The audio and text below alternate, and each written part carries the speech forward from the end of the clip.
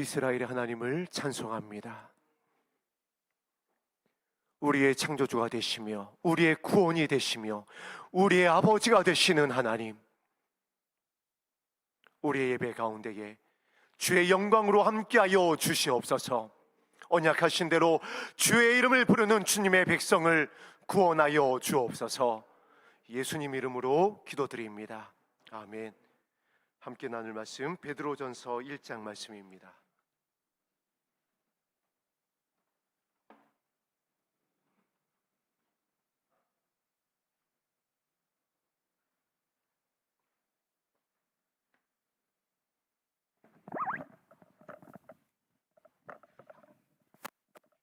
베드로전서 1장 17절에서 19절까지의 말씀 우리 한 목소리로 합독합니다. 시작.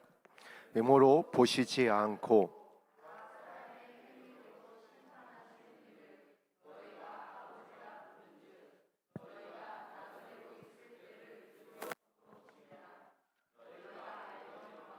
너희 조상이 물러준 헛된 행실에서 대속함을 받은 것은 은이나 금같이 없어질 것으로 된 것이 아니요 오직 흠없고 점없는 어린 양 같은 그리스도의 보배로운 피로 된 것이니라. 아멘. 오늘 이 말씀을 합독하면서 27절 외모로 보시지 않고라고 하는 이 말씀에서 저는 얼마나 큰 위로를 받았는지 모릅니다. 제가 이제 미혼이었을 때에 그 결혼 정보 사이트에 한번 접속한 적이 있었습니다. 그래서 그 평가를 하더라고요. 이렇게 이제 뭐 학력, 뭐 재산 정도, 뭐 가문의 어떠한 규모 이런 것들을 쭉 입력을 하게 돼 있었습니다. 그래서 한번 그것을 따라서 입력을 해봤어요. 그랬더니 결과가 나왔습니다. 아주 처참한 결과가 나왔습니다. 독신으로 살아야 되는 그런 결과가 나왔어요. 그런데 오늘 27절에 보니까 하나님은 그렇게 보시지 않는다라고 하는 것입니다. 어떤 그 세상의 기준, 보이는 것, 사라질 것으로다가 달아보시지 않고 하나님이 보시는 것은 따로 있다라는 거예요. 베드로가 사실 그 사랑의 수혜자 중에 수혜자였습니다. 3번이나 부인했잖아요. 그리고 뭐 그 이전에 베드로를 외모로 봤다면, 세상의 그런 가치로 봤다라고 한다면 예수님께서 부르지 않으셨을 것입니다. 가령 들어서 오는 날 이 어느 이제 교회의 목회자를 청빙을 한다라고 하면은 이 지금의 세대의 기준으로 보면 뭐 이런 거 있잖아요. 목회자 청빙위원회가 조직되어 가지고 지금의 그 기준을 가지고 본다고 한다면 베드로는 후보 명단에 끼지도 못합니다. 그런데 하나님은 무엇을 보신다라고요? 마음의 중심을 보십니다. 할렐루야. 저 역시 마찬가지입니다. 세상의 기준으로 본다고 한다면은 저 역시 뭐 말씀을 들고 이 헬라어 히브리어로 원어로 된 이 말씀을 공부할 수 있는 어떤 그런 가방끈도 안 되고 그 지식도 안 됩니다. 저 난독증도 있습니다. 거기에다가 건망증은 거의 국보급입니다. 그래서 가끔 시험에 드시는 분들이 있습니다. 많이 웃으시잖아요. 그래서 저는 이 말씀이 얼마나 위로가 되는지 모릅니다. 외모로 보시지 않고 주님 오시는 그날까지 그 은혜로 이끄실 줄 믿습니다. 그래서 오늘 제가 이 자리에 섰습니다. 할렐루야. 모든 영광은 하나님 아버지께 올려드립니다. 외모로 보시지 않고 이제 베드로가 이제부터 이제 실전으로 들어가는 겁니다. 이전에는 무엇이었죠? 주의 오심에 대해서, 그리고 말세에 나타나기로 예비한 구원에 대해서, 이것이 얼마나 중요한지에 대해서, 뭐 흩어진 교회들을 향하여 또 예수 그리스도의 보배로운 피로 된 것이다, 이런 믿음의 단계들을 또 인사말에 담아서 편지를 전한 다음에 이제 실전으로 들어가는 겁니다. 그러면 말세에 예비하기로 나타나기로 약속된 그 구원, 그 영광의 날에 우리가 주님 앞에 설 수 있게 되어지는 그 실천의 덕목이 무엇이냐? 하나님은 역시 외모로 보지 않고 마음의 중심을 본다. 마음의 중심을 보는데 그 마음의 중심 중에 이제 사람의 행위대로 심판할 것을 말씀합니다. 이것은 계시록에 계시록에 기록하고 있는 요한의 계시와 일맥상통하는 것입니다. 각 사람의 행위대로 갚아줄 것이다. 각 사람의 행위가 얼마나 많아요. 우리가 얼마나 많은 말을 하고 얼마나 많은 곳을 다니고 얼마나 많은 관계를 맺고 사건과 사고를 만나냐고요. 그런데 그 많은 행위 중에 무엇을 보실까요? 무엇을 보시고 그 행위대로 심판하시겠다라는 건가요? 이 심판은 결국 예루살렘 성 아니냐, 예루살렘 성 밖이냐를 결정하는 심판입니다. 말세에 나타나기로 예비하신 구원이니까 호령과 천사장의 나팔 소리가 울려 퍼질 때에 들려 올라갈 것이냐, 아니면 남겨진 자들이 될 것이냐, 그 심판을 나타나고 편지하고 있는 것입니다. 이를 너희가 누구라고 부른다라고요? 아버지라 부른즉. 여기에 해답이 있습니다. 왜 하나님을 향하여 베드로가 거룩하신 분이다, 전능하신 하나님이다, 창조의 하나님이다가 아니라 그 하나님을 너희가 무엇이라 부른다? 아버지라 부른다. 왜 아버지라고 그랬을까요? 아버지는 선하십니다. 할렐루야. 제가 자주 언급하는 제 둘째 아들 성찬이가 대전에 공익 근무 요원들 교육을 받으러 한 주 넘게 숙박을 하면서 이렇게 이제 교육을 받고 오늘 돌아왔습니다. 오늘 돌아온다는 전화를 받고 제가 얼마나 안도의 그 마음이었는지 몰라요. 내일 태풍이 오잖아요. 오늘 온다라고 하는 소식을 듣고 또 와서 지금 집에 있습니다. 집에서 지금 대피 삼겹살을 구워 먹고 있습니다. 이 소식을 듣고 얼마나 마음이 평안한지 모릅니다. 제 얼굴에 지금 평안이 넘쳐나잖아요. 이 아버지의 마음인 겁니다. 자녀들이 안전하기를 원하는 거예요. 자녀들이 건강하기를 원하고요, 자녀들이 잘 먹기를 원하고요, 자녀들이 품 안에 있기를 원하는 거예요. 그것이 아버지의 선하심입니다. 그 아버지의 선하심의 인도하심으로 베드로가 여기까지 왔어요. 이 편지를 쓸 수 있게 됐고, 그 아버지의 선하신 은혜로 인하여서 주의 성령을 부어서 그 감동으로 이 말세에 나타나기로 예비하신 이 비밀을 서신에 담아 자신이 순교하기 전에, 초대교회가 이제 환란으로 들어가기 전에 그 환란을 견뎌낼 수 있도록 말세에 나타나기로 예비하신 구원의 약속을 성도들이 잊지 않도록 담아서 전할 수 있게 된 것입니다. 아버지의 선함이 가득한 편지예요. 베드로에게 예수님이 부탁하신 그 사명이 무엇인가요? 내 양을 치라, 내 양을 먹이라. 베드로야, 내 양들을, 너에게 맡기실 양들이 있다. 내가 너를 부를 때에 너에게 이 사명을 주지 아니하였느냐? 사람을 낚는 어부가 되게 할 것이다. 그들을 먹였으면 좋겠다. 무엇으로? 생명의 말씀으로, 아버지의 선한 말씀으로 먹였으면 좋겠다. 이것을 기억하고 열심히 사역을 했습니다. 30년 넘게 그 사역의 길을 달려왔습니다. 그리고 베드로도 이제 그 수고하고 무거운 짐을 주님 앞에 내려놓고 바울과 같이 생명의 면류관을 받을 날이 멀지 않았음을 알게 되었던 거예요. 그래서 그 먹이고 그리고 쳐야 됐던 양들을 향하여 그 모든 것을 담아서 이제 이 편지를 전하고 있는 겁니다. 베드로가 그것을 어떻게 알고 있었는지 베드로 후서 1장 14절에 이렇게 전하고 있습니다. 우리 베드로 후서 1장 13절, 우리 14절 16절까지 합독하겠습니다. 베드로 후서 1장 13절에서 16절까지 말씀입니다. 시작.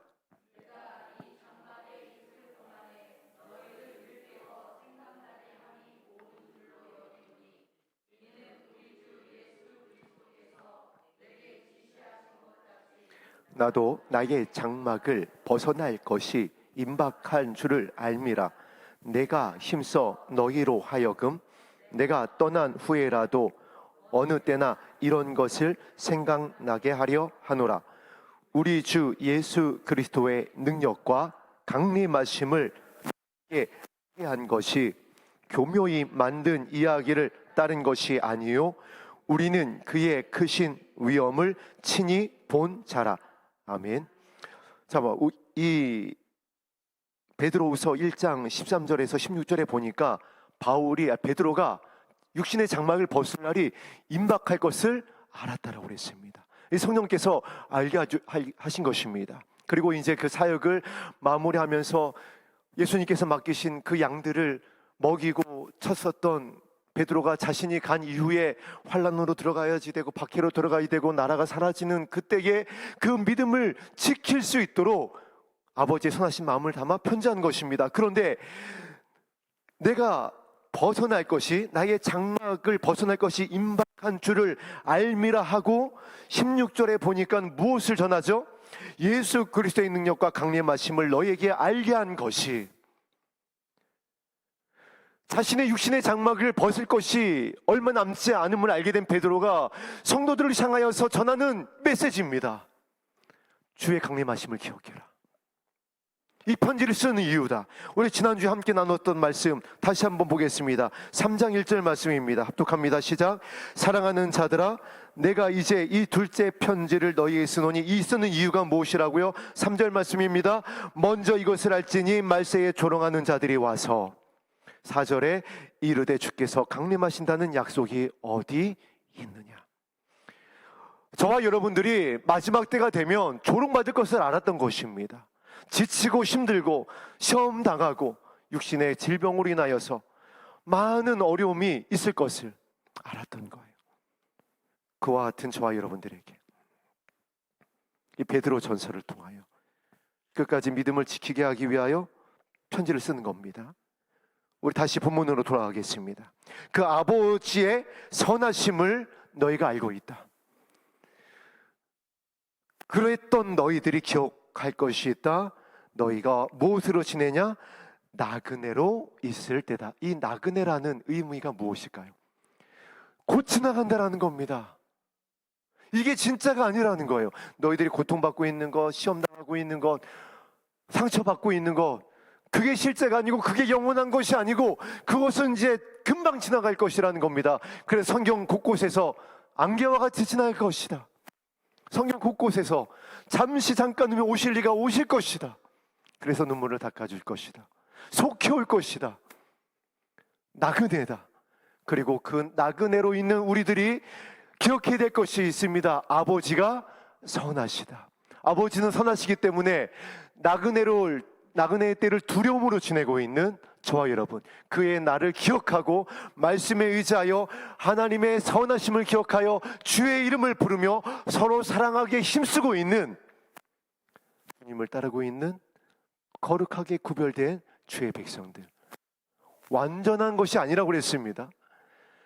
비록 또 넘어지고 있고 시험에 들고 있고 주의 오시는 그날에 이르기까지 또 우리가 어떤 연약 가운데 처하게 될지 모르지만 아버지의 선하심을 신뢰하고 마음의 중심을 살피신 것을 의지하고, 그리고 이때가 지나가게 될 것을, 우리의 결론은 새하늘과 새 땅임을 바라보는 자들, 이들의 이 모습을 의로 여긴다. 이들이 나의 친구다. 이들이 거룩한 자들이다. 그러면은 그 은혜로 인하여서 두려움으로 지내는 겁니다. 어떤 두려움이죠? 무엇에 집중하고 무엇을 해야 될지를 아는 겁니다. 분별을 하는 거예요. 바로 이제 이 다음 말씀이 이어집니다. 18절 말씀 합독합니다. 시작. 너희가 알거니와 너희 조상이 물려준 헛된 행실에서 대속함을 받은 것은 은이나 금같이 없어질 것으로 된 것이 아니요. 자, 이제 19절을 넘어서서 우리 다음 말씀인 22절을 합독합니다. 시작. 너희가 진리를 순종함으로 너희의 영혼을 깨끗하게 하여 거짓이 없이 형제를 사랑하기에 이르렀으니 마음으로 뜨겁게 서로 사랑하자. 결국 말씀을 우리가 묵상하다 보면은 많은 가르침이 있고 겉면이 있지만은 무엇하기 위한 말씀이죠? 서로 사랑하기 위한 말씀이라는 거예요. 왜냐하면 남겨지는 자가 되느냐, 들림받는 영광에 참여할 자가 되느냐의 그 심판주로 오신 아버지의 선하심은 다른 것에 있지 않다라는 겁니다. 외모로 보지 않고 마음의 중심, 즉 그 사랑의 다림줄은 형제를 향하여서 서로 사랑하고 있느냐, 우리가 긍휼로 서로 섬기고 있느냐, 이것에서 결정된다라는 거예요. 그래서 모든 서신이 예외가 없는 것입니다. 그럴 수밖에요. 모든 말씀이 아버지의 성령으로부터 왔기 때문에 한 가지의 가르침에 초점을 맞출 수밖에 없는 것입니다. 어떻게 사랑하래요? 마음으로 서로 뜨겁게 서로 사랑하래요. 이 말씀이 베드로후서에 또 나옵니다. 베드로후서 3장 말씀입니다.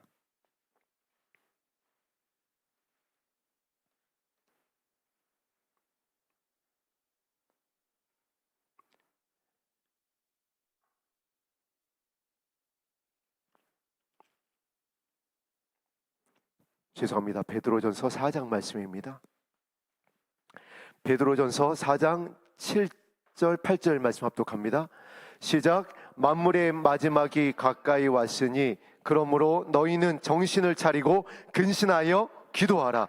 무엇보다도 뜨겁게 서로 사랑할지니 사랑은 허다한 죄를 덮느니라. 자, 여러분이 이 베드로전서, 이 예수님께서 맡기신 양무리들을 먹이고 치기 위해 썼던 그 베드로가 모든 자신의 사역을 담아서 기록한 이 베드로 전서를 묵상하다 보면은 결국 여기에 여러분의 초점이 머물게 될 것입니다. 만물의 마지막이 가까이 왔으니, 내가 육신의 장막을 벗을 때가 가까이 온 줄을 알게 되다 보니까 오늘 베드로 전서 1장에 있는 말씀과 4장 7절 8절에 있는 말씀처럼 무엇보다 서로 뜨겁게 사랑할지니, 그러면 사랑이 어떻게 된다라고요? 그 사랑이 모든 허물, 죄를 덮는다라고 그랬습니다.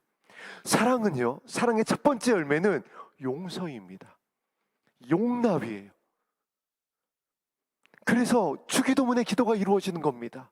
우리가 우리에게 죄 지은 자를 사하여 준 것 같이 우리의 죄가 사하여지는 것이에요. 그래서 하늘의 뜻이 우리의 교회와 가정 가운데 나의 마음의 중심에 이루어집니다. 하나님께서 그것을 보시겠다라는 거예요. 그래서 하나님은 외모를 보시지 않는다. 그래서 그들이 그렇게 두려움으로 나그네 때를 지나면서 서로 뜨겁게 사랑한다. 이것이 베드로가 베드로 전후서를 쓰게 된 모든 서신의 핵심이고, 이 편지를 쓰게 하신 성령의 감동이고 아버지의 선하심입니다. 우리 19절 말씀 합독합니다. 시작. 오직 흠없고 점없는 양 같은 그리스도의 보배로운 피로 된 것이니라. 그렇게 될 때에, 그렇게 나그네로 된 때를 두려움으로 지나게 되어지면 흠이 없게 된다라는 거예요. 점도 없게 된다라는 겁니다. 이 흠 없고 점 없는 것,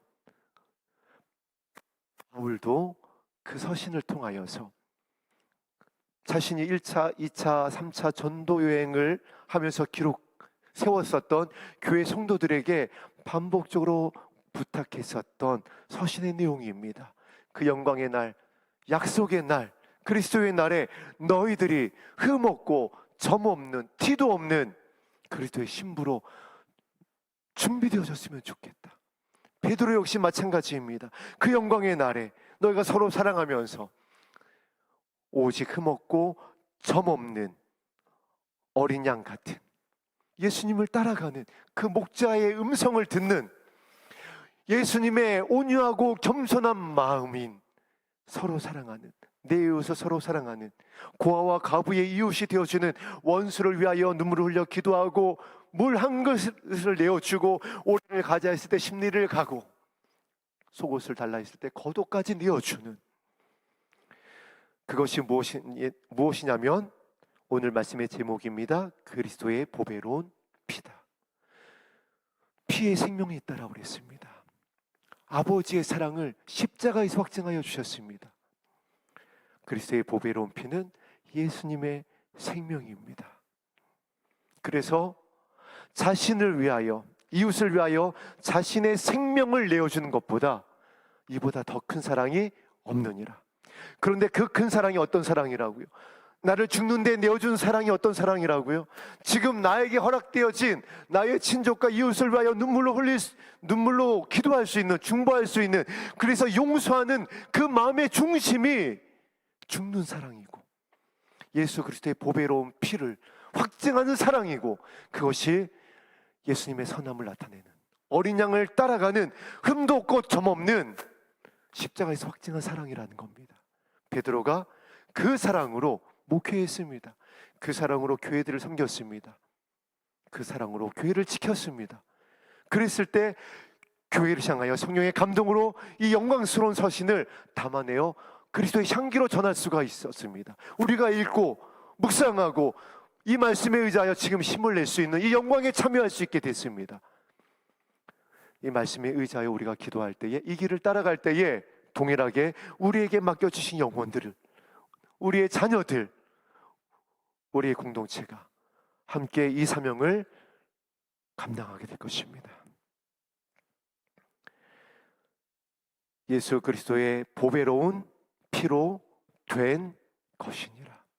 예수님의 생명으로 된 것이니라. 다른 것은 없다라는 겁니다. 다른 방법이 없습니다.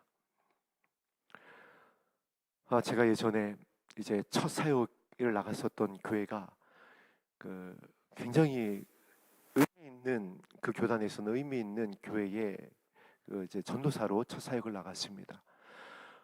그곳에서도 참 은혜죠. 저는 음악성이 없습니다. 음정 박자 모르고 저와 함께 찬양하고자 하는 분들에게 제가 극구 만류하면서 이렇게 부탁을 드립니다. 저는 제가 부르고 싶은 대로 부릅니다. 그래서 저와 함께 찬양하는 것에 대해서 제가 정중히 그렇게 이제 거절을 합니다. 이게 이제 농담이 아니라 진짜 그렇습니다. 그런데 이상하게 꼭 그 교회에서도 그 찬양 인도를 맡게 하셨습니다. 왜 그러신지 모르겠어요. 제가 열린 한문 교회, 하나님께 사랑하시는 이 교회에서도 마찬가지고 왜 그런지 모르겠습니다. 겸손이 아니라 진짜입니다, 여러분. 그리고 누군가가 저의 찬양을 듣고 그런 얘기를 했습니다. 이게 팩트입니다. 전도사님은, 그때 제가 전도사였습니다. 전도사님은 피아노 건반이 88개잖아요. 그 88개의 그 건반에 없는 소리를 냅니다. 그런 평가를 받았습니다. 이게 여러분 좋게 듣던지 뭐 어떻게 생각하시는지 여러분 자유입니다. 그게 저의 음악성이에요. 그런데 자꾸 맡기십니다. 그런데 그럼 맡기는 거에서 막 끝나는 게 아니라 자꾸 확장을 시켜주세요. 그래서 제가 너무 힘들었습니다. 그래서 이제 제가 혼자 하기 힘드니까 자꾸 이제 주변에 드럼 하시는 분이라든가 싱어들이라든가 막 이렇게 요청을 해가지고 제가 묻어가려고 이렇게 같이 막 이렇게 버티고 있었습니다. 근근히 버티고 있었어요. 그런데 어느 토요일 날 아주 굉장히 중요한 그 찬양 인도를 해야 되는 날이었습니다. 굉장히 하여튼 중요한 날이었어요. 굉장히 중요한 사역의 첫 번째 날이었습니다. 그런데 그날따라 너무 바빴어요. 막 현수막도 달았어야지 되고 도대체 뭘 맞춰볼 시간도 없고, 그리고 그날따라 다 못 온다라는 거예요. 드럼도 안 된다, 싱어들도 안 된다, 뭐도 안 된다, 다 안 된다라는 겁니다. 주여, 담임 목사님도 주목하는 날이었고 많은 성도님들이 모였는데 기타 하나 가지고 있어야 되는 거예요. 와, 주여, 정말 그때 지금 생각하면은 정말 절대 절망이었습니다. 무엇밖에 없죠? 주의 이름을 부르는 자는 구원하여 주실 것이다. 할렐루야.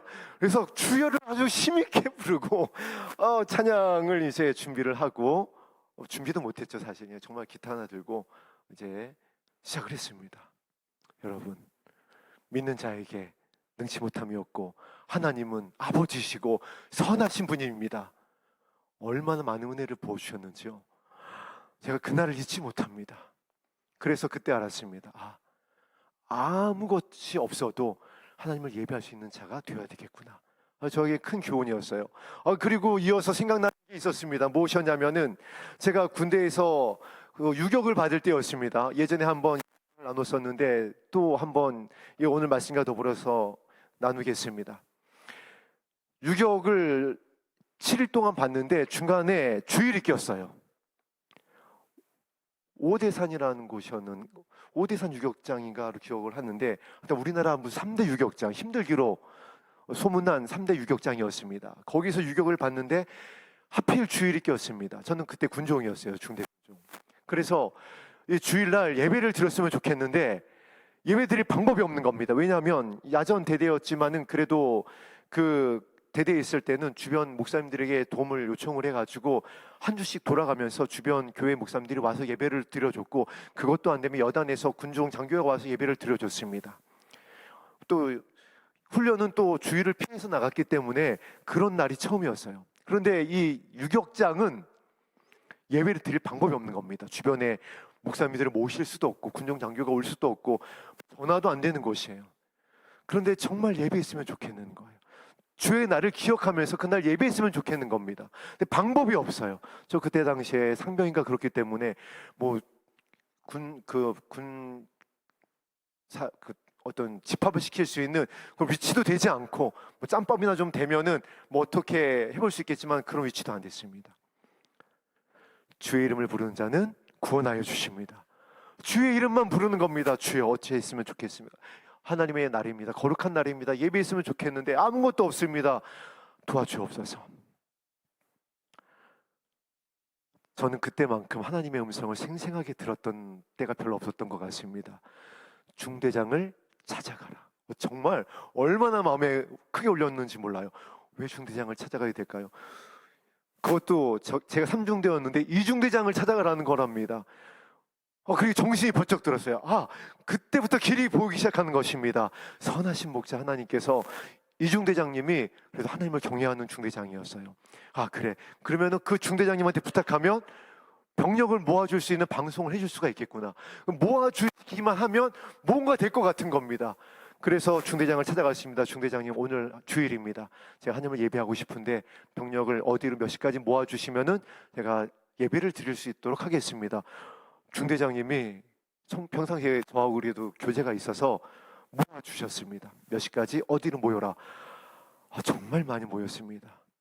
믿음의 선진들의 그 기도가, 제가 이제 90년대 초반 군번이니까 그때만 해도 정말 뭐 1000만 성도 할 때입니다. 군대에도 믿는 자들의 수가 많았던 거예요. 하나님을 경외하는 병력들이 굉장히 모였어요. 그런데 또 대량 난감이 없습니다. 진짜 아무것도 없습니다. 기타도 없습니다. 성경도 없습니다. 뭐 피아노 아무것도 없잖아요. 지쳐있는, 훈련에 지쳐있는 그 병사들의 그 안타까운 그 모습, 눈빛밖에 없는 겁니다. 주여 어찌하면 좋겠습니까? 사도신경까지는 했습니다. 신앙 고백은 했습니다. 찬양을 해야 되는데 찬송가도 없고 어떤 찬송을 해야 될지도 모르겠고, 그때 한 줄기 빛처럼 떠오르는 찬송이 있었습니다. 지금도요, 여러분, 이 논산훈련소에서는 이 찬양으로 우리 청년들이 정말 하나가 되고 하나님을 찬양하면서 방방 뜁니다. 실로암. 이 실로암 찬양은 그 당시에 거의 군가였습니다. 다 알고 있어요. 그래서 이 찬양을 힘있게 아주 우리 힘있게 찬양을 나누었습니다. 그리고 말씀을 나누었습니다. 무슨 말씀을 나눴는지도 몰라요. 그리고 주기도문으로 마쳤습니다. 뭐 땀을 뻘뻘 흘려가면서, 식은땀을 흘려가면서 주기도문으로 예배를 마치고 도망치듯이 예배를 마치고 기도하고 흩어졌습니다. 근데 여러분, 훗날 제가 이제 제대한 다음에 목회자로서의 이제 이 길을 진짜 가야 되는데 너무 힘든 거예요. 왜 힘드냐면은 오늘 말씀에 서두에 말씀드렸던 것처럼 제 외모를 보니까 감당할 수가 없는 겁니다. 제 나이대에 있는 어떤 정말 난다 긴다는 막 이렇게 그 당시에 신앙 서적을 보고 목회자들의 그러한 모습들을 보니까 정말 많이 공부했고 달란트도 많고 정말 똑똑하고 저는 아무것도 없는 거예요. 근데 가래요. 그래서 하나님, 저는 정말 아닌 것 같은데 혹시 뭐 잘못 부르신 거 아닌가요? 아니면 왜 저를 부르셨는지 이유라도 얘기해 주시면은 그나마 제가 조금 좀 힘을 얻기라도 하겠습니다. 그렇게 엎드렸을 때에 그날을 기억하게 하시는 겁니다. 내가 너를 부른 이유는 외모로 보지 않았기 때문이고 너의 마음의 중심을 보기 때문인데, 어떤 마음의 중심을 받냐면은 네가 나를 기억했고 나를 경외하고 나를 예배했었던 그 나를 내가 기억한다. 네가 드렸었던 그 예배가 내가 원하는 예배다. 가장 영광스러운 예배였고 내가 기뻐받은 예배였다. 할렐루야. 그래서 아무 소리 하지 않고 순종하며 오늘까지 오게 되어졌습니다. 베드로가 그 모습이었어요. 저와 여러분들이 그 모습이었습니다. 그리고 지금 사실 이 모습입니다. 우리가 드릴 수 있는 게 무엇이 있나요? 오늘 우리가 드릴 수 있는 것, 아버지 하나님의 영광을 찬양하는 우리의 마음의 중심인 줄로 믿습니다. 여러분, 우리의 자녀가 우리의 마음대로 되나요? 우리의 남편, 아내, 우리의 이웃이 우리의 어떤 권면으로, 우리의 어떠한 의도로 변화가 있던가요? 아무것도 할 수 없습니다. 세상이요? 정치가요? 아니요. 할 수 있는 것이 아무것도 없어요. 베드로도 이제 그때가 초대교회 앞에 성도들에게 다가옴을 알았습니다. 박해로 들어갈 때, 원형 경장으로 들어가야 될 때에, 나라가 없어질 때에 교회가 할 수 있는 것, 주의 백성이 할 수 있는 것은 아무것도 없습니다. 주의 이름을 부르는 것 말고는, 서로 사랑하는 것 말고는, 그리고 말세지말이 되어진 이때에 하나님께서 또한 보시는 것이 아무것도 없습니다. 서로 사랑하는 것 말고는, 아버지의 선하심을 신뢰하며 주의 이름을 부르는 주의 백성의 그 마음 말고는 다른 것이 없습니다. 그래서 베드로가 그것을 알고, 그것을 깨닫고, 성령께서 가르쳐 주신 대로, 감동하여 주신 대로 연약한 저와 여러분들에게, 견디고 있는 교회를 향하여서 이 서신을 전하고 있는 겁니다. 어떻게 예배해야 되는지, 어떤 예배가 영광스러운 예배인지, 어떤 자를 영광의 날에 호령과 천사장과의 나팔소리와 함께 그 이름을 불러서 주와 함께 있게 할 것인지, 베드로가 자신이 장막이 벗어질 날이 얼마 남지 않은 것을 알고 온 힘을 다하여서 초대교회를 향하여 편지한 것입니다. 24절 말씀은 합독하겠습니다. 1장 24절 말씀입니다. 시작. 그러므로 모든 육체는 풀과 같고 그 모든 영광은 풀의 꽃과 같으니 풀은 마르고 꽃은 떨어지되 오직 주의 말씀은 세세토록 있도다. 아멘. 이 말씀대로 될 것입니다. 내일 그 6호 태풍 카눈으로 인해 가지고 많은 피해가 예상이 됩니다. 이제 많은 사람들이 또 그럴 겁니다. 자연의 이 힘 앞에, 위대한 앞에 사람이 아무것도 할 수 없음을 보게 될 것입니다. 그리고 왜 하나님께서 너의 고개를 들라라고 말씀하셨는지 우리가 실체를 똑똑히 보게 될 것입니다. 주의 이름을 간절히 부르는 저와 여러분 되기를 주의 이름으로 축복합니다. 하나님께서 구원하여 주실 것입니다. 이번 태풍을 앞두고 걱정이 되는 겁니다. 기상청에서도 피해가 가히 지금까지 있었던 어떤 태풍의 피해보다 큰 피해가 될 수 있다라고 경고하고 준비할 것을 계속 뉴스를 통해서 전하고 있습니다. 이것저것 막 준비를 했습니다. 교회에서 준비할 수 있는 것을, 정말 만일의 사태를 대비해서 어떻게 해야 될지를 쭉 기억을 하고 준비를 했습니다. 그런데 이제 제가 좀 걱정이 된 모습이 담임 목사님의 레이더에 좀 포착이 됐던가 봅니다. 이 목사님께서 저에게 이렇게 말씀을 하시는 겁니다. 기도하는데 하나님께서 은혜 가운데에 한 모습을 보여주셨다라고 그래요. 이 태풍에 큰 원이 있잖아요. 큰 원이 돌고 있는데 태풍의 그 원 안에서도 안전한 곳이 어디죠? 태풍의 눈입니다. 그 눈이 이 산마필리지 위에 머물러 있더라는 거예요. 그래서 준비는 하되 평화롭게 준비를 했습니다. 예배 끝나고 또 몇 가지 준비를 더 해야지 됩니다. 그래서 베드로가 편지에 이렇게 기록한 것 같습니다. 1장 2절에 은혜와 평강이 너희에게 더욱 많을지어다. 외모로 보시지 않고 마음의 중심을 보시는 하나님을 아버지라 부르며 나그네 때를 두려움으로 지내고 있는 저와 여러분에게 하늘의 은혜와 평강이 있게 될 것입니다. 할렐루야. 오늘 함께 드렸었던 찬양 우리 주는 위대하며 능력이 많으시도다 들으신 후에 말씀에 의지하여 기도하겠습니다.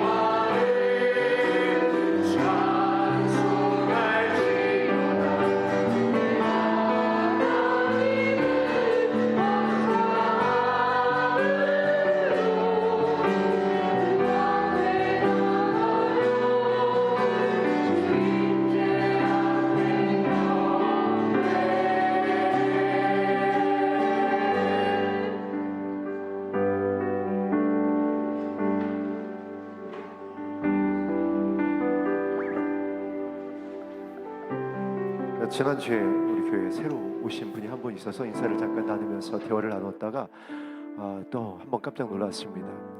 여전히 그 우리 교회를 향한 그 소문이 주변에 좋지 않다라는 겁니다. 뭐 이단이다, 뭐 이제 뭐 신천지다, 여전히 이제 그러한 시선이 남아 있는 것 같습니다. 많이 좋아지기는 했는데도 처음에 이제 시골에서 처음 소문이 그렇게 이제 나다 보니까는 그런 것 같습니다.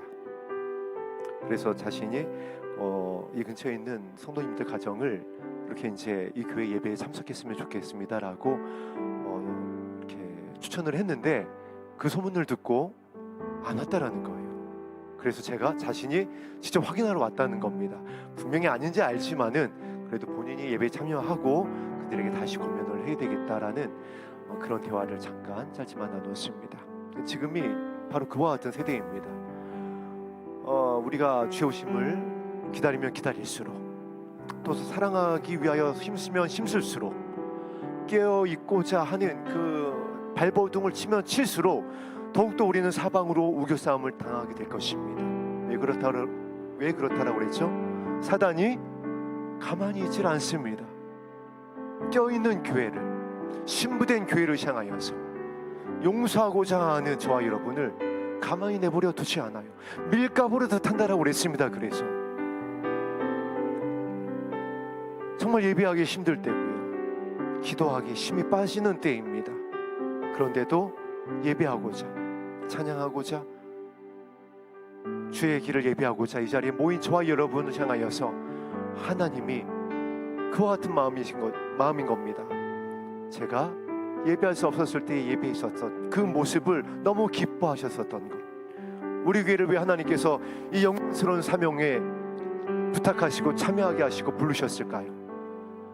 외모로 보시지 않고 우리가 나그네의 때를 두려움으로 지나며 기도하기에 힘쓰고 그 주님의 마음, 온유와 겸손을 담기 위하여서 주의 이름을 부르고 있는 이 모습, 이것을 아버지께서 기뻐하신 줄로 믿습니다. 이 길에서 끝까지 승리하게 하여 주옵소서. 베드로가 이 편지를 띄우며 영광에 참여할 수 있었던 것과 같이 이 사명을 감당하며 끝까지 승리할 수 있었던 것처럼 우리에게 부어 주시옵소서. 주의 성령의 단비를 부어 주시옵소서.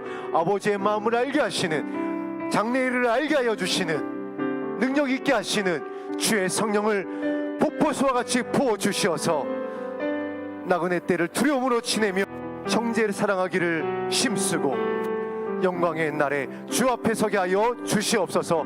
우리의 주 이름을 간절히 한번 합심하여 부르고 기도하겠습니다. 주여,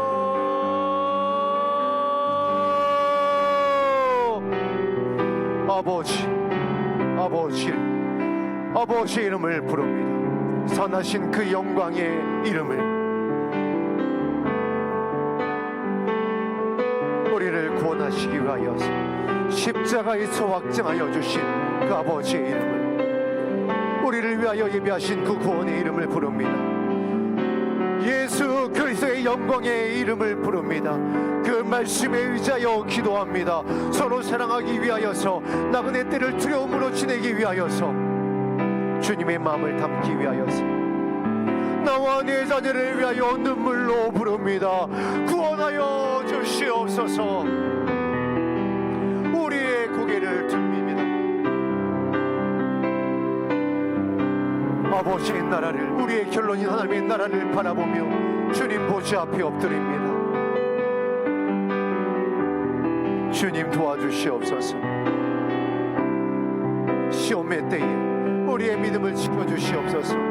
말세에 나타나기로 예비하신 구원에 참여케 하여 주옵소서. 영혼을 향하신 아버지의 뜻이 이루어지길 원합니다. 우리에게 맡겨주신 이 교회 가운데 허락하신 영혼들을 믿음의 장자 되어 주의 이름을 부르는 사랑하는 주의 백성을 통하여 한 영혼도 잃지 않고 구원하여 주시옵소서. 그들에게 천사를 보내어 주시고 그들에게 꿈과 환상과 이상 가운데 말씀하여 주시고 구원의 은혜를 더하여 주시옵소서. 자비를 더하여 주시옵소서. 주님, 이 영광의 사명을 감당코자 금식하며 주 앞에 엎드리는 사랑하는 목사님 가운데에 은혜와 긍휼을 더하여 주시고 이 금식의 기간을 감당케 하여 주시옵소서.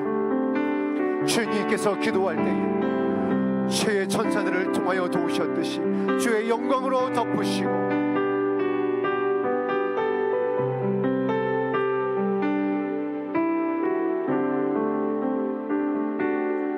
육신이 연약하여 지지 않도록, 그 마음이 지치지 아니하도록 아버지께서 품어주시고 주의 손으로, 주의 권능의 손으로 덮어주시옵소서. 함께 중보하며 시험의 때를 견디어내고 지금까지 주의 음성을 들으며 달려온 사랑하는 주의 백성들을 불쌍히 여겨주시고 구원하여 주시옵소서. 수고하고 무거운 짐을 주님 발 앞에 내어놓고 우리 육신의 전유와 목의 전유, 이 세상의 자락은 십자가에 못 박고 주와 함께 죽고 주와 함께 살기를 원합니다. 아버지여 살게 하여 주옵소서. 예수 그리스도의 보배로운 피로 그 생명으로 살게 하여 주시고 영원히 살게 하여 주시고 영광의 나라에 들어가게 하여 주시옵소서. 말할 수 없는 탄식으로 기도하게 하시는 주의 성령을 부으시고 우리의 중보자가 되시는 주님께서 함께하여 주시옵소서.